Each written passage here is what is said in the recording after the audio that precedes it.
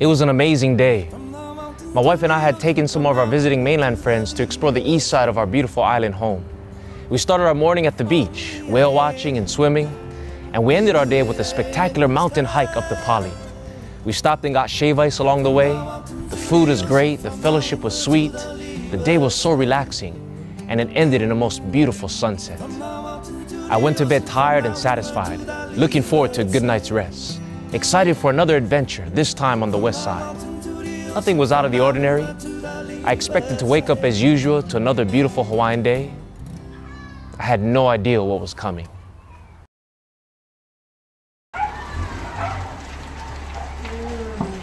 At 3 o'clock that morning, I was rudely awakened by a terrifying scream.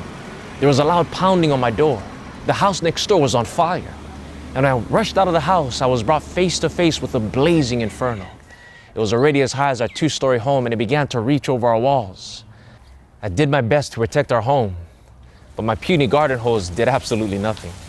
It was good enough to water my mango tree, but it was powerless over this angry conflagration. 5 minutes later, and the fire had broken our windows and was spreading in our family home. The home that my beloved grandfather built from the foundation up with his own hands. Had we slept just 5 minutes longer, perhaps I wouldn't be here to tell the story. I didn't have any time to gather any of my possessions. I only had time to wake up my wife, throw on a shirt, and get out. And thank God we all got out. It was a crazy experience.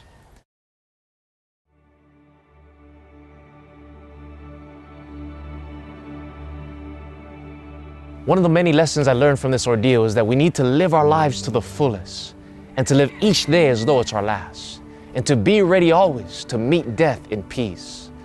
I've also learned that time flies in a crisis hour.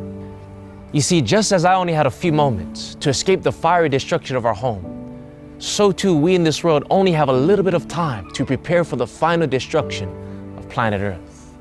The Bible says that the world is passing away and the lust of it, but he that does God's will abide forever.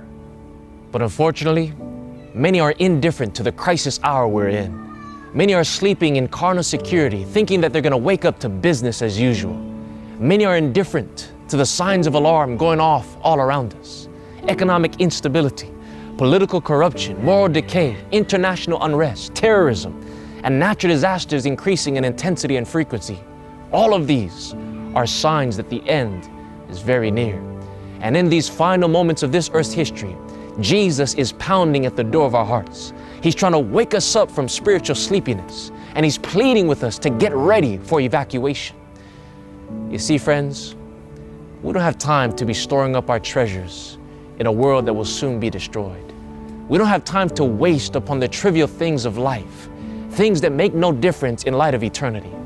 Right now is evacuation time. It is a high time for us to awake out of sleep, for now is our salvation nearer than when we believed.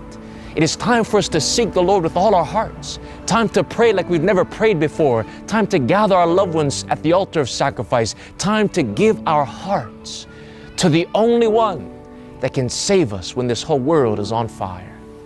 You see, just as I only had time to wake up my wife, put on my shirt, and get out of the house, so too we only have time to gather our loved ones and put on the robe of Christ's righteousness and get ready to leave this world of sin. And so today I encourage you to use the last few precious moments in this world to do the most important things in life. Hug your children, kiss your wife, spend time with your family, get rid of all the non-essentials, and most importantly, let God cover you with the fireproof robe of his righteousness. For it is only the righteousness of Christ that will last for time and for all eternity.